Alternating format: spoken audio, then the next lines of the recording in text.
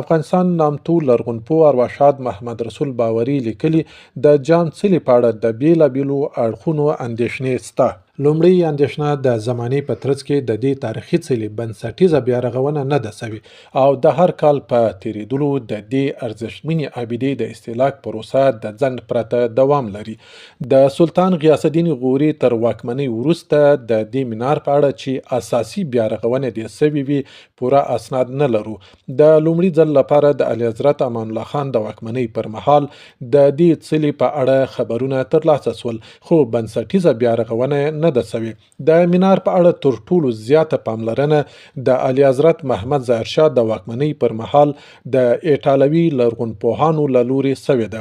همدا مهال و چې د نړیوالې کلتوري ادارې یونسکو لخوا د منار ته پاملرنه وسوه چې پوره تفصیل یې په هغو راپورونو کې راغلی دی چې د 1965 میلادي